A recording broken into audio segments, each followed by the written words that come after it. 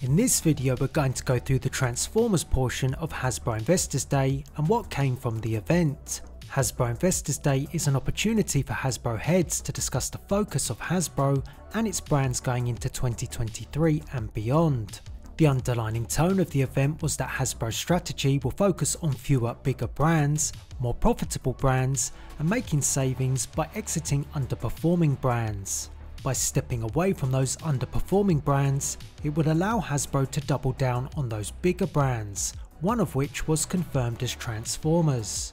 The event spent a large amount of time focused on Dungeons & Dragons. It's a brand Hasbro are heavily invested in and want to create the same success in the feature films market that they did with Transformers in 2007, with Dungeons & Dragons Honor Among Thieves in 2023. In fact, most of Investors Day panels were focused around Magic and D&D discussions about the film, games and expansions of the brand were long talking points. I must admit, when watching online I was beginning to get a sense that Transformers was going to get brushed over, a bit like it did at brand licensing Europe, particularly when it came to the movies and Transformers Rise of the Beasts.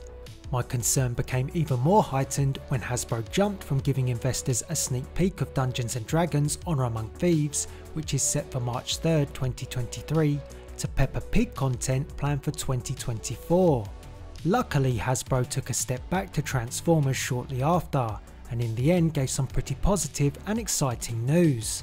Those in attendance at Hasbro Investors Day were given a sneak peek at Transformers Rise of the Beasts. The sneak peek was only shown to the room of attendees, and not those like myself who enrolled for the event and watched online.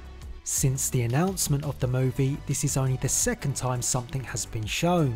The first was at CinemaCon behind closed doors as part of a Paramount sizzle reel, and now at Hasbro Investors Day 2022.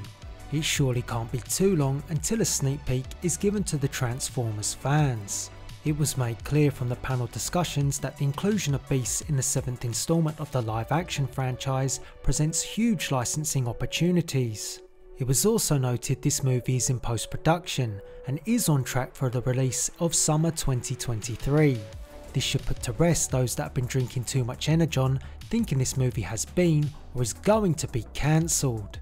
In addition to Transformers Rise of the Beasts coming in 2023, Transformers Earthspark, which hits Paramount Plus this November, has already been greenlit for a second season.